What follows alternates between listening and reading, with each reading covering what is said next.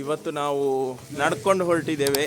ನಾವೀಗ ಮೆಟ್ರೋ ಸ್ಟೇಷನಿಗೆ ಹೋಗಬೇಕು. Metro ಸ್ಟೇಷನಿಂದ next ನಾವು ವಿಧಾನಸೌಧಕ್ಕೆ ಹೊರಡೋದು.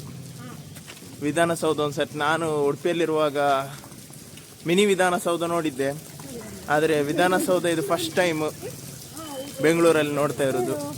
ಅದರಿಂದಾಗಿ ವೆರಿ ಎಕ್ಸೈಟೆಡ್. ನಾನು ವಿಧಾನಸೌಧ ಮಾತ್ರ ಅಲ್ಲ, ಮೆಟ್ರೋ ಸಹ ಫಸ್ಟ್ ಟೈಮ್ ಟ್ರಾವೆಲ್ ಮಾಡ್ತಾ ಇರೋದು. ಇವರು ನಮ್ಮ ಟೂರ್ ಗೈಡ್. ನಾವು ಎಲ್ಲಿ ಫಸ್ಟಿಗೆ ಎಲ್ಲಿ ಹೋಗೋದು?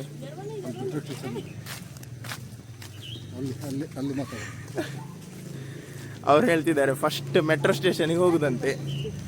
ಮೆಟ್ರೋ ಸ್ಟೇಷನಿಗೆ ಹೋಗಿ ನಾನು ಲೈಫಲ್ಲಿ ಫೋಟೋದಲ್ಲಿ ಸಮೇತ ಮೆಟ್ರೋ ನೋಡಲಿಲ್ಲ. ಇವತ್ತು ಫಸ್ಟ್ ಟೈಮ್ ನಾನು ಮೆಟ್ರೋ ನೋಡಿ ಮೆಟ್ರೋ ಟ್ರಾವೆಲ್ ಮಾಡ್ತಿದ್ದೇನೆ. Very excited. ಹೇಗಾಗ್ತದೆ ಎಕ್ಸ್ಪೀರಿಯನ್ಸ್ ಫುಲ್ಲು ವ್ಲಾಗಲ್ಲಿ ಹೇಳುವ.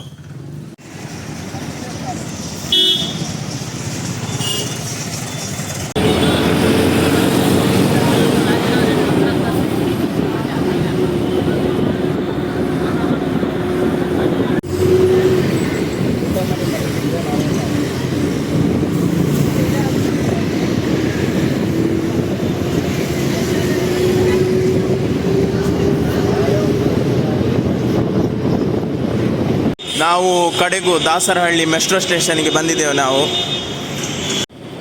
ನಾವು ಬಸ್ಸಿಂದೆಲ್ಲ ಇಳಿದು ಈಗ ಮೆಟ್ರೋ ಸ್ಟೇಷನಿಗೆ ಬಂದ್ವಿ. ಮೆಟ್ರೋ ಸ್ಟೇಷನ್ ನೋಡಿ ಫುಲ್ ಖಾಲಿ ಉಂಟು. ಜನ ಇಲ್ಲಿ ಅಪ್ಪಣೆ ಟಿಕೆಟ್ಸ್. ಇವರಿಬ್ರು ಇಲ್ಲಿ ಒದ್ದಾಡ್ತಿದ್ದಾರೆ ಮೆಟ್ರೋಗೆ ಹೇಗೆ ಟಿಕೆಟ್ ಮಾಡೋದು ಅಂತೇಳಿ ಹೇಳಿ. ಮೆಟ್ರೋಗೆ ವಾಟ್ಸಪ್ಪಲ್ಲಿ ಟಿಕೆಟ್ 300 ರೂಪೀಸ್ ಖಾಲಿ ವಿಧಾನಸೌಧಕ್ಕೆ ಹೋಗ್ಲಿಕ್ಕೆ. ವಿಧಾನಸೌಧ ಇಲ್ಲಿಂದ ಎಷ್ಟು ಕಿಲೋಮೀಟರ್ ಉಂಟು?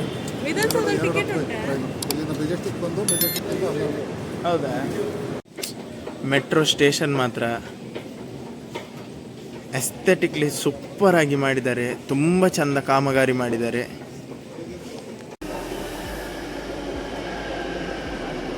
ಫಸ್ಟ್ ಟೈಮ್ ಲೈಫಲ್ಲಿ ಮೆಟ್ರೋ ನೋಡಿದ್ದು. ಈಗ ಮೆಟ್ರೋದ ಒಳಗಡೆ ಹೋಗ್ತಿದ್ದೇವೆ ನಾವು.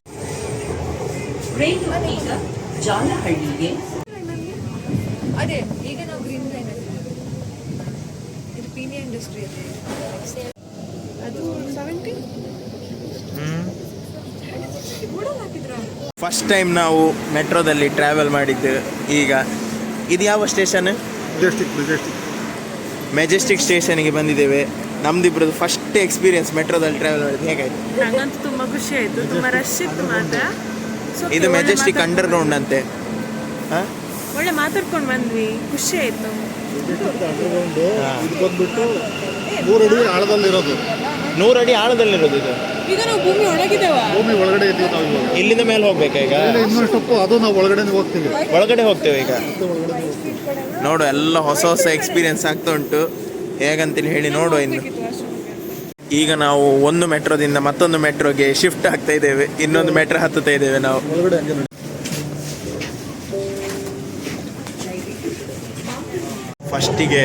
ಫಸ್ಟಿಗೆ ಮೆಟ್ರೋ ಹೊರಟಿದೆ ಈಗ ನೋಡಿ. ನಾವು ಮೆಟ್ರೋದಲ್ಲಿದ್ದೇವೆ.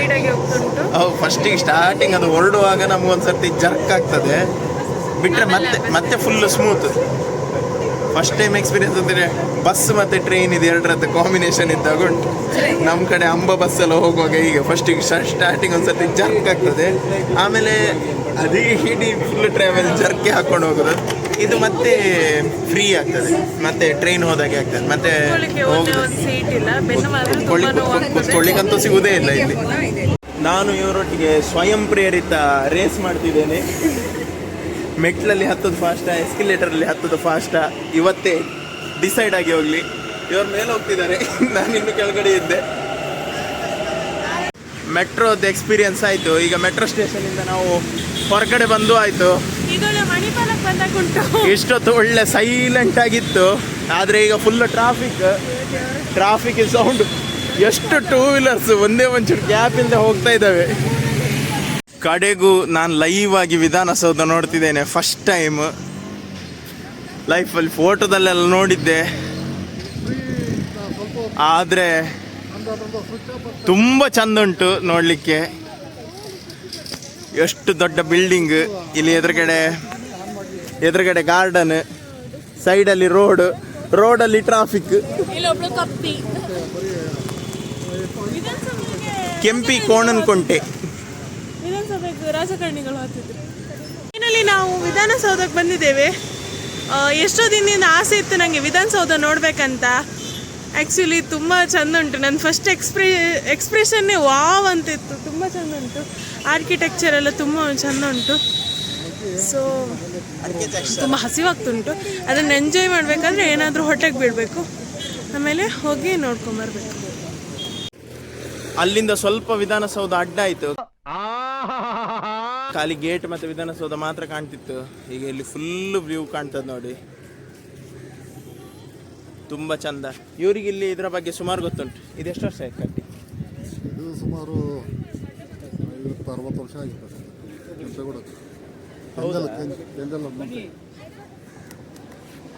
ಇದು ಕೆಂಪೇಗೌಡರ ಮೂರ್ತಿ ಅಲ್ಲ? ಕೆಂಪೇಗೌಡರ ಸಂಗೊಳ್ಳ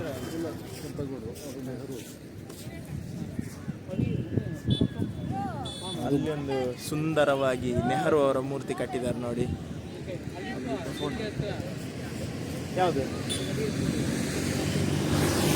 ಅಲ್ಲಿ ಒಂದು ಬಸವಣ್ಣನ ಮೂರ್ತಿ ಉಂಟು ನೋಡಿ, ಬಸವಣ್ಣನ ಮೂರ್ತಿ. ನನ್ನ ಪ್ರಕಾರ ಇಲ್ಲಿ ನಾನು ಮಾತಾಡಿ ಸರಿ ಕೇಳೋದಿಲ್ವಾ ಅಂತೇಳಿ ಟ್ರಾಫಿಕಲ್ಲಿ ತುಂಬ ನಾಯ್ಸ್ ಉಂಟು. ಕೊನೆಯದಾಗಿ ನಮ್ಮ ಸಂವಿಧಾನ ಶಿಲ್ಪಿ ಅಂಬೇಡ್ಕರ್ ಅವರ ಮೂರ್ತಿಯನ್ನು ನೋಡಿ ಆಯಿತು.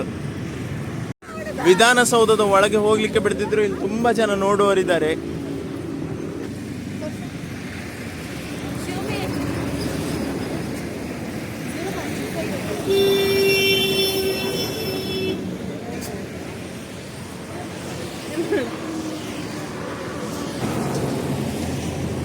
ಮುಂಚೆ ಅಲ್ಲಿವರೆಗೆ ಬಿಡ್ತಿದ್ರಂತೆ ವಿಧಾನಸೌಧದಲ್ಲಿ, ಆದರೆ ಈಗ ಇಲ್ಲೇ ಗೇಟ್ ಹಾಕಿಟ್ಟಿದ್ದಾರೆ. ಅವ್ರು ಹೇಳ್ತಿದ್ರು ಮುಂಚೆ ಅಲ್ಲಿವರೆಗೆ ಹೋಗ್ತಿದ್ವಿ, ಈಗ ಇಲ್ಲೇ ಕಾಂಪೌಂಡ್ ಹಾಕಿಟ್ಟಿದ್ದಾರೆ. ಯಾಕಂತೇಳಿ ಹೇಳಿ ಗೊತ್ತಿಲ್ಲ ಅಂತೇಳಿ ಹೇಳ್ತಾರೆ. ಗೊತ್ತಿಲ್ಲ ಅಂತೇಳಿ ಹೇಳಿದರು.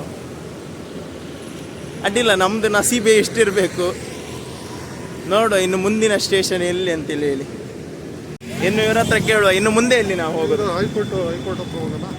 ಎಲ್ಲಿ ಹೈಕೋರ್ಟ್? ಇದು ಹೈಕೋರ್ಟ್, ಕೆಂಪು ಕೋಟೆ ಹೈಕೋರ್ಟ್. ಅಲ್ಲಿಗೆ ಹೋಗೋಣ? ಸರಿ, ಈಗ ನಾವು ಹೈಕೋರ್ಟ್ ಹತ್ರ ಹೋಗಿ ನೆಕ್ಸ್ಟ್ ಎಲ್ಲಿಗೆ ಹೋಗೋದು? ಹೈಕೋರ್ಟಿಗೆ ಹೋಗಿ ಹೈಕೋರ್ಟಿಗೆ ಹೋಗಿ ನೆಕ್ಸ್ಟ್ ಕಬ್ಬನ್ ಪಾರ್ಕಿಗೆ ಹೋಗ್ತೇವೆ ನಾವು. ಉಚ್ಚ ನ್ಯಾಯಾಲಯದ ಕಮಾನು ಇಲ್ಲಿಂದ ಕಾಣ್ತೋಣ ನೋಡಿ. ಇದು ಕರ್ನಾಟಕದ ಉಚ್ಚ ನ್ಯಾಯಾಲಯ. ಇಲ್ಲಿ ರೋಡಲ್ಲಿ ಟ್ರಾಫಿಕ್ ಒಂದು ಬಿಟ್ಟರೆ ತುಂಬ ಚಂದ. ರೋಡ್ ಕನ್ಸ್ಟ್ರಕ್ಷನಿಂದ ಹಿಡಿದು ಪ್ರತಿಯೊಂದು ತುಂಬ ಸುಂದರವಾಗಿ ಮಾಡಿದ್ದಾರೆ. ನೋಡುವಂಥ ಪ್ಲೇಸ್, ಒಂದ್ಸರ್ತಿ ಮಸ್ಟ್ ವಿಸಿಟ್ ಪ್ಲೇಸ್ ಇದು. ನನ್ನ ಪ್ರಕಾರ ನಾವಿವತ್ತು ತುಂಬ ಅನ್ಲಕ್ಕಿ. ಇವತ್ತು 3rd ಸ್ಯಾಟರ್ಡೆ ಆದ್ದರಿಂದ ಹೈಕೋರ್ಟ್ ರಜೆ. ಅದಕ್ಕೆ ನಾವು ಗೇಟ್ ಹತ್ರ ಬಂದು ಕಮಾನ್ ನೋಡ್ಕೊಂಡು ಈಗ ವಾಪಸ್ ಹೋಗೋದು. ಪರವಾಗಿಲ್ಲ. ಪುನಃ ಮೆಟ್ರೋ ಹಿಡಿದು ನಾವು ಕಬ್ಬನ್ ಪಾರ್ಕ್ ಅಥವಾ ಲಾಲ್ಬಾಗ್ ಹತ್ರ ಹೋಗೋದು. ಇವರೆಲ್ಲ ಬಿಸಿಲಲ್ಲಿ ಸುಸ್ತಾಗಿ ಮರದ ಹತ್ರ ಕೂತ್ಕೊಂಡಿದ್ದಾರೆ, ಮರದ ನೆರಳಿನಲ್ಲಿ. ಹೈವೇಯಲ್ಲಿ ತುಂಬ ಶೆಕೆ ಉಂಟು, ತುಂಬ ಬಿಸಿಲುಂಟು ಇವತ್ತು. ಎಲ್ಲ ಕಡೆಯಿಂದ ಸಹ ನಮಗೆ 3rd ಸ್ಯಾಟರ್ಡೆ ಆದದಕ್ಕೆ ಕ್ಲೋಸ್ ಉಂಟು ಇವತ್ತು. ಯಾವುದು ಗೌರ್ಮೆಂಟದ್ದು ಯಾವುದನ್ನು ನೋಡ್ಲಿಕ್ಕೆ ಆಗೋದಿಲ್ಲ ಇರಬೇಕು ನಮಗೆ. ನಮ್ಮ ಹೈಕೋರ್ಟಿನ ಡೆಡ್ ಆಪೋಸಿಟ್ ವಿಧಾನಸೌಧ ಉಂಟು. ಇದೆಲ್ಲ ನಾನು ಫಿಲ್ಮಲ್ಲೆಲ್ಲ ಹೇಳೋದು ಕೇಳಿದ್ದೆ, ವಿಧಾನಸೌಧದ ಎದುರುಗಡೆ ಹೈಕೋರ್ಟ್ ಉಂಟಂತೇಳಿ ಹೇಳಿ. ಫಸ್ಟ್ ಟೈಮ್ ನೋಡುವಂಥ ಸೌಭಾಗ್ಯ ಸಿಕ್ಕಿತ್ತು ನನಗೆ.